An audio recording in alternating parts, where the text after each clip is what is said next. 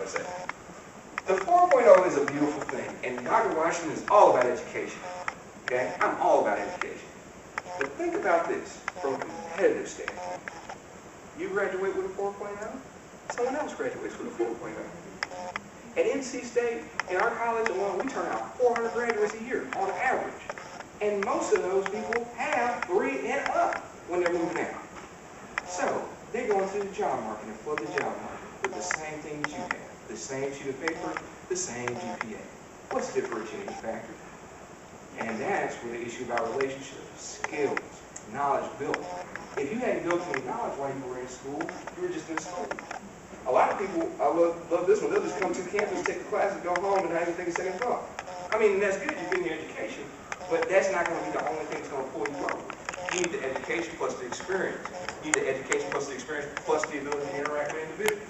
And don't think, I'm going to tell you some bold stories about getting involved in something, of how you can make that happen. Another thing, engagement is the key, so get involved. Make sure that you get involved fairly quickly. Follow up with individuals that you interact with. So, out of this conference today, you've had a chance probably to exchange cards with a few people, talk to some folks. What would it hurt to send them a little email? Hey, thank you, nice meeting you, great pleasure, I'm in town next time, let's get a promotion. Okay? It starts off like that, and then that opens the window for something else. So you got to get a network start happening. Here's another thing. If you promise something to someone in your initial meeting, make sure you deliver. Because it speaks of your character. This is actually the first speaking of your character. If I tell this, brother, hey, you know what, brother? As soon as this is over, I'm going to get you a copy of that presentation. If I don't deliver, what happens to me? Credibility. I got a credibility problem now. But if I deliver it, like, here you go, bro, got it to you. And oh, by the way, here was another one I did. Now the credibility issue is a little bit on the upside. This is where I give you a spill about under promise, over deliver. That's a true thing. Don't promise more than you can deliver. But in most cases, what you want to do is under promise and over deliver. The Bible actually speaks about the issue of going that extra mile. Well, the reason why you go that extra mile, it starts to show about your patterns of behavior. So if you go this extra mile on something that's small, if we give you something that's big, man, you got 10 frame out. That's how I promote through life. That's how I promote through life. I'm 31 years old. I'm 31 years old. I'm 31 years old. In my lifetime, I've been a non-commissioned officer, business executive, business owner, dean of a college, and a professor. The way I made that happen was through one telling you that, hey, my own tips, I should do this. You take it. So, oh, the business. Oh, all right. But I want y'all to be successful, so be successful. Make sure you send me a check when you finish. All right. But through that process, what I learned, and I started out with a handicap disadvantage. I came from the quote-unquote ghetto. I came from nothing. And I'm all right with that, by the way. And I'm really all right with that. There's another thing. If you make your climb up, don't forget where you work, who you work, where you came from. Because that's a serious part. I see people, they work around academics, they got their degrees, they Dr. So-and-so, and you can't even talk to them. They started out in the low part of life.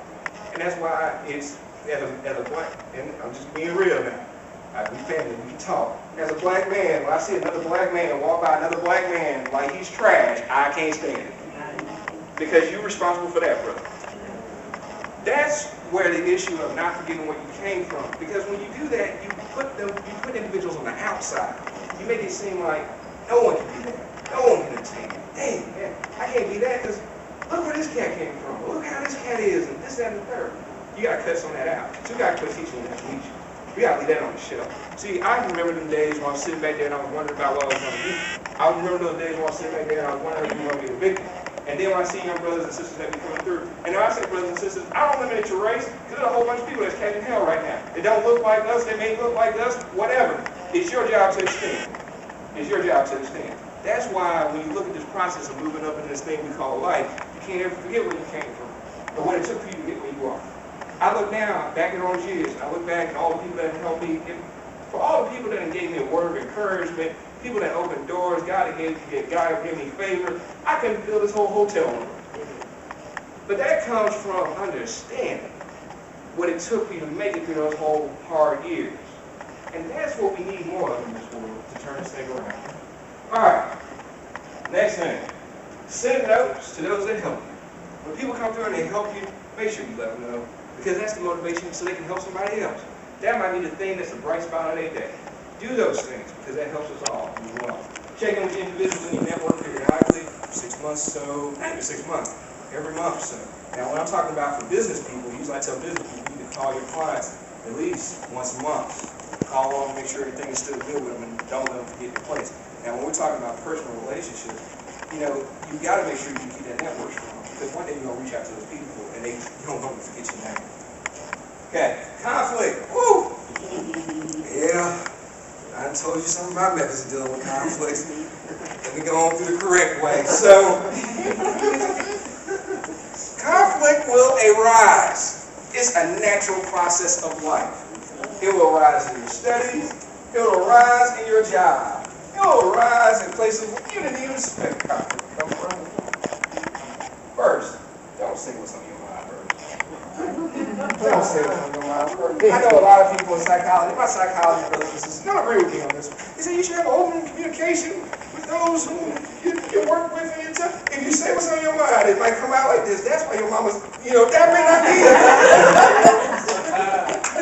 I wasn't working on this 6-figure job. See? Nothing positive is going to come out of that. Okay? So let's just go ahead. Let's stop for a quick second. Say, all right, maybe I need to take a moment before I speak. Maybe I need to take a second before I say anything to this individual. Contain yourself. If you can, go forward with the conversation. If you're angry, just continue the conversation until later day. Professors may get on you about something and you may not understand where they're coming from. And don't get me wrong, you gotta say sometimes like, all right, fine. Try to end the conversation on an even note and then come back to that individual when you have a better control of your back. Because if you let emotion take over, you're gonna say something you don't mean. Or you may mean it. I don't know that. But you're gonna regret it. And that's the problem. You're gonna live to regret some of these things. Okay? So when you come back to speak with them about a disagreement, try it in terms of behaviors. This following behavior angered me. This issue concerned me. Don't use you, because then what you're doing at that point is you're making them feel guilty. Though they may be the owner of it, you can't fix that because they're not going to fundamentally change. But you can control behavior.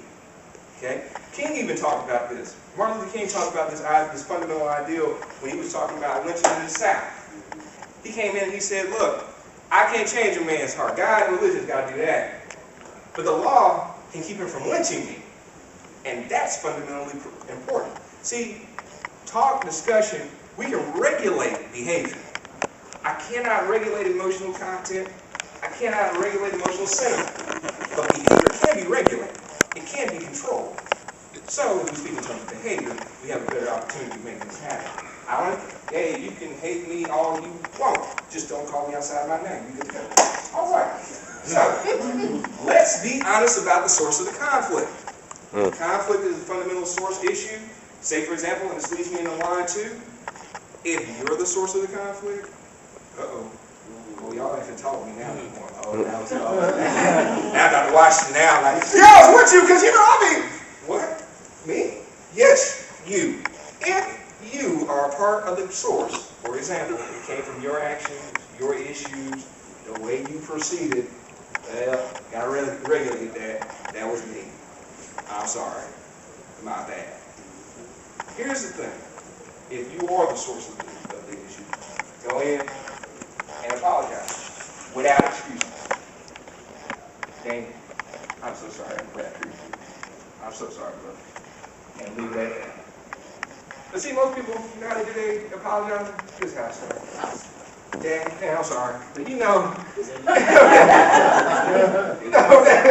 that color shirt, boy, my grandma was buried in that. That just made me so, when you wore that shirt in here, knowing, because because you're good people, but, boy, you have a tendency to show up, make me mad. That ain't an apology. That ain't an apology. That's somewhere in the tap dance lane. That ain't no apology. Okay? And I've eaten plenty of crow myself.